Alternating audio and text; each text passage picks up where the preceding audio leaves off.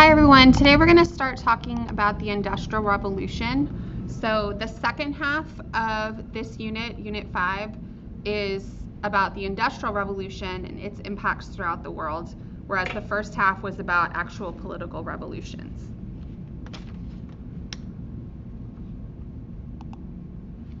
So the first question we're going to answer is, what was life like before the Industrial Revolution?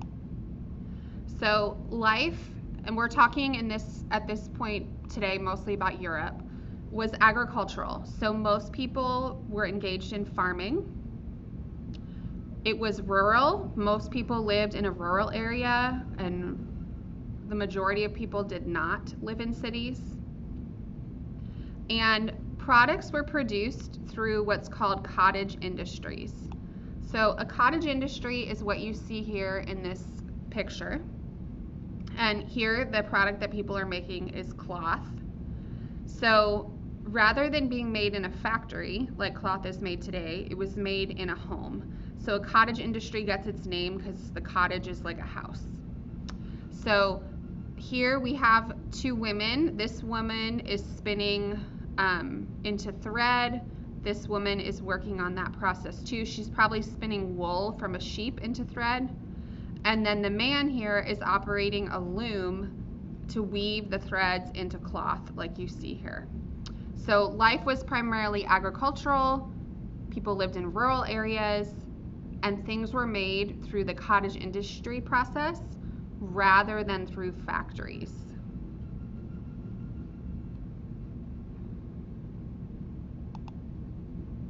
So throughout this, I'm going to put the historical developments up here so that we can make sure that we're learning everything that's in the historical developments. So a variety of factors contributed to the growth of industrial production and eventually resulted in the Industrial Revolution, including. And then on your paper, you have 7 things. All 7 of those things are in the historical developments. So we're going to go through each one. And you just have to explain, how did this thing help the Industrial Revolution start in Great Britain? So the Industrial Revolution started in Great Britain in the mid-1700s. The first one is proximity to waterways like rivers and canals. So Britain has many rivers that cross it, which would be good for shipping products and shipping raw materials around. Also, Britain is an island, so it has water around it that it can use to transport items. And then also entrepreneurs built canals. So canals are man-made rivers, also used to transport products. And then the second factor that enabled it to develop in the Industrial Revolution is the geographic distribution of coal, iron, and timber. So what that means is that Great Britain had the resources needed for industrialization. So the coal fields here are in this darker gray, and you can see they're spread all over. Coal became the primary fuel of the Industrial Revolution that was burned for steam engines. Iron was important for machines and infrastructure, so like the big machinery within the factories was made of cast iron. And timber was used for all kinds of things. Like the railroad ties on a railroad track could be used for buildings, like a lot of different things. So those are the first 2 factors that enabled industrialization to start in Britain.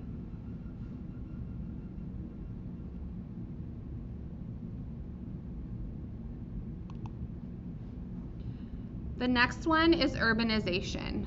So let's actually go to improved agricultural productivity first, because that will help this one make more sense. So come down here with me. Improved agricultural productivity. Britain at this time had new technology in agriculture. They learned how to do crop rotation better so that their farming was more productive. They invented a machine called the seed drill, which planted the crops all in neat rows like farmers do today, rather than just scattering seed haphazardly. They also had gotten the potato through the Columbian Exchange from the Americas, which was a very nutrient-dense food that could increase population.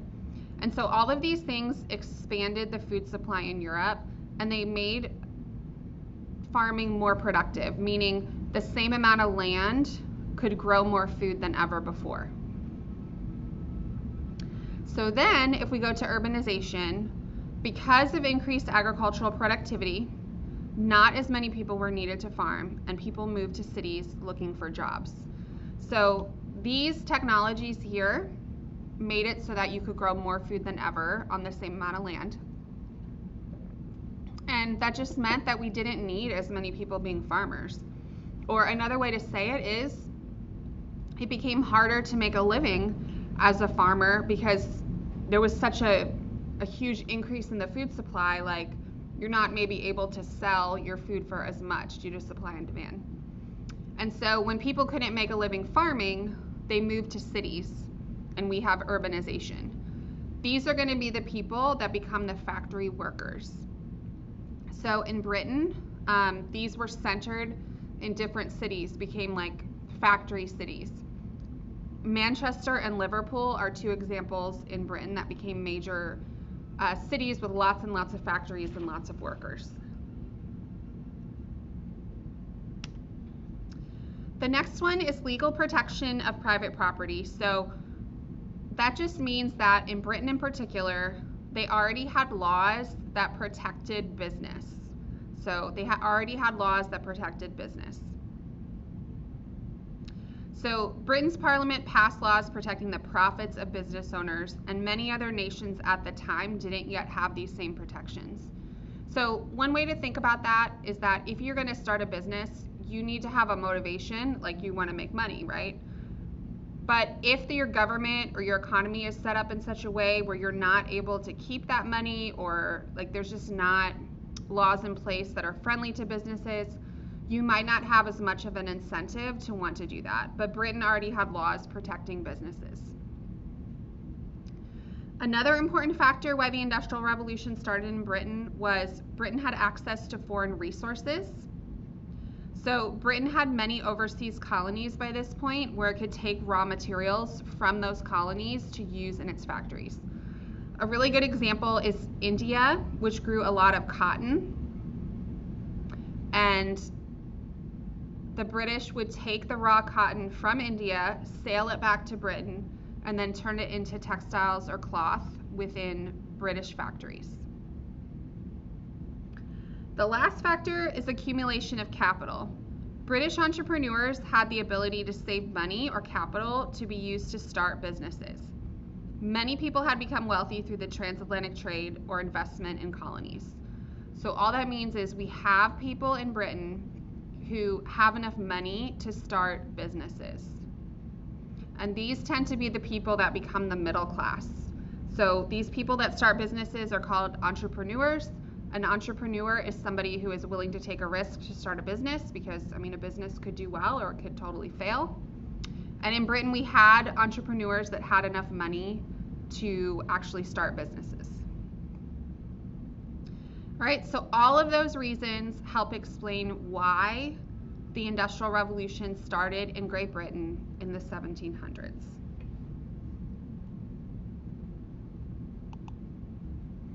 And here's a map of British colonies. So you can see they have colonies all over the world where they can get raw materials from to turn into manufactured goods within their colony, within their factories. So another historical development is Western European countries began abandoning mercantilism and adopting free trade policies, partly in response to the growing acceptance of Adam Smith's theories of laissez-faire capitalism and free markets. So remember, the economic system that Europeans were practicing before was mercantilism, which was all about control. Controlling your colonies, controlling who people can trade with, controlling the raw materials. And Adam Smith, when we studied the Enlightenment, we learned that he promoted laissez-faire, this word right here, which means let it be, or that the government should stay out of the economy, and capitalism and free markets, which is when people make their own economic decisions. So on your paper, how did ideas about economics change? ideas were moving more towards free trade, capitalism, laissez-faire. And all of those things promote the idea that the government should not be as involved in the economy and that people should make their own economic decisions, which means they decide if they're going to start a business. They decide what they're going to buy or what they're going to sell. And the government doesn't do that for them. The next historical development, the development of machines, including steam engines and the internal combustion engine, made it possible to take advantage of both existing and vast, newly discovered resources of energy stored in fossil fuels, specifically coal and oil. The fossil fuels revolution greatly increased energy available to human societies. So let's start with new technologies. You can just write down a couple examples of technologies. One that we must know is on the second slide. That's like a must know. All these new technologies started in the field of textiles. So in one of the first slides, I showed you people making textiles at home in a cottage industry. That is the first industry that was really mechanized into factories. So one example is the spinning jenny. In that image in the beginning, we saw a woman spinning like one thread at a time. The spinning jenny made this machine where you can spin you can see here like a ton of different rolls of thread at one time. I don't know how many there are. Let's say like at least 50. Another example is the water frame. Before the steam engine came into existence, people used water power. This allowed people to build factories next to a river and put a water wheel in it. And as the wheel turns with the water, it generates power for the machines inside, such as the spinning jenny. Another example is interchangeable parts, invented in the United States by Eli Whitney. This is the idea that a machine should have standardized parts. This is so obvious to us today, it's hard to think about it not being that way. So for example, today, if something on your car breaks, you can take it to the mechanic and they can order like a standard part for that vehicle and install it. They don't have to like make a part from scratch. So the idea of interchangeable parts is that we should make things standard across an industry so that we can easily replace something if it breaks.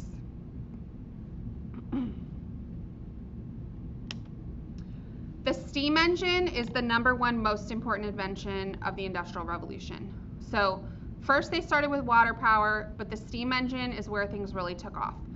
The steam engine burns coal, which creates steam, which creates power within an engine, and then it can power all different kinds of machines.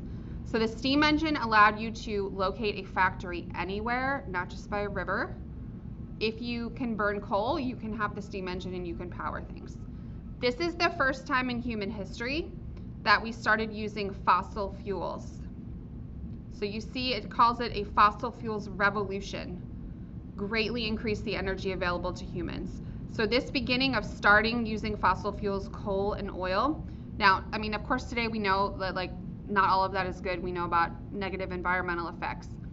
But this enabled people to have so much more power than ever before, because before they basically have the sun, they can burn wood, they can use water, and that's pretty much it.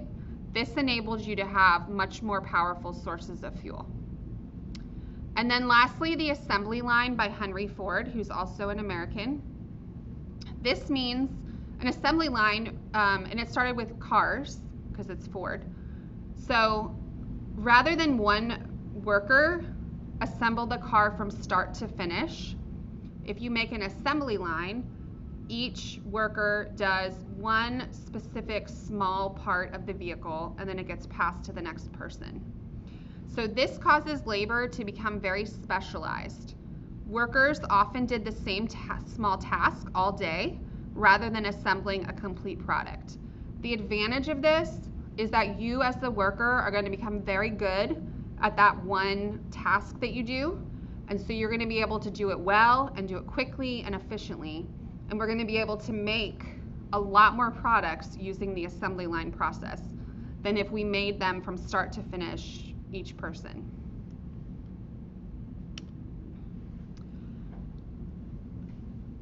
Okay, so the steam engine also revolutionized, so this is question 6, what new innovations in transportation were developed?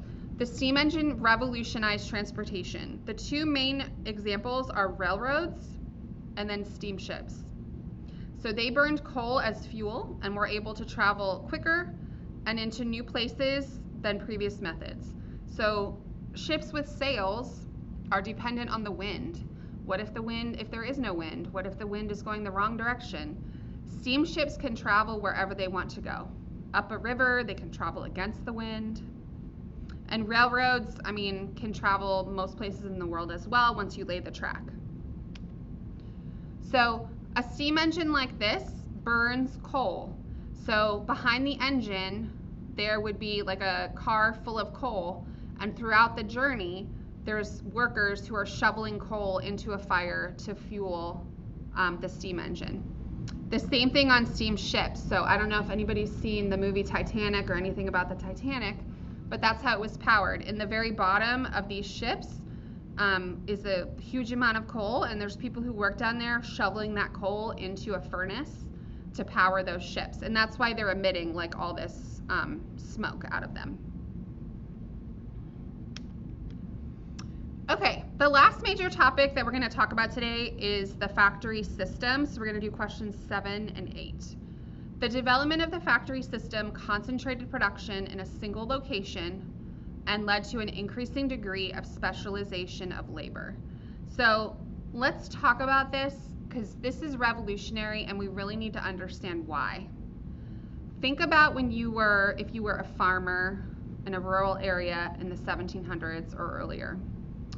Your day is very different than how we spend our days now. You work with your family throughout the day, like extended families work together, children work alongside parents because children aren't really going to school at this point. Your schedule and your seasons are very different. So say like in the winter, if you live in England, you're not really going to be farming. You're going to have a lot of free time. In the fall, when it's time to harvest, or in the spring when you're planting, you're going to be very busy and working very long hours. But who makes your schedule? You make your schedule. You don't have a boss telling you what to do like most of us in jobs do now. You make your schedule. There's not really rules and regulations on you. This is very obvious to us today because this is the society that we're used to. But think about when you have a job now, you have to show up at a certain time. You have to do exactly what they tell you to do. You're only allowed to take a break at a certain time. Like there's a lot of rules and regulations that today we just accept that because that's part of our modern life. But that would be very different if you had always been a peasant farmer and suddenly you're in a real work environment in a factory. Variety of work. As a farmer, you're doing different stuff throughout the year depending on the season. And you might really get a sense of satisfaction. Like you plant those crops and you follow it all the way through to the harvest and you see like the fruits of your labor. So let's talk about now what it is going to be like in a factory. In factories, people often did one repetitive task over and over for 12 to 14 hours a day. That was their working hours, 12 to 14 hours a day, 6 days a week. And you probably never got to see a finished product through from beginning to end. So just think about that for a minute, how it's different than these other things. You're no longer together with your family. You have a very strict schedule that the company tells you and you have to abide by that. Your work, the season, and your variety of work, you're going to have not much variety of work because it says you probably did like one task on an assembly line for 12 to 14 hours a day. And that is very efficient and produced a lot of products, but it probably would be very boring for you. And you might not get that sense of satisfaction when you're just doing one little task over and over and over. With increased electricity, as that rolled out, shift work developed and factories could be open round the clock. Okay, so specialization of labor is when you are doing that one task and it's very, very specialized. And I have a quote here that I think will really bring that to life for you. So, new machines meant that the division of labor was common. How does this quote illustrate that? And this is actually a quote from Adam Smith's book. So at the end, I want you to tell me, what are they making? One man draws out the wire, another straightens it, a third cuts it, a fourth points it, a fifth grinds it at the top for receiving the head. And the important business of making a pin in this manner divided into about 18 distinct operations. So what are they making? They're making a little pin for sewing. And it's divided into 18 steps. Imagine if your job in a factory is to make only 1/18 of a pin, but you do that same task over and over for 14 hours a day. Okay, so I want you to really see here how this type of work is very different than what people had been doing on farms.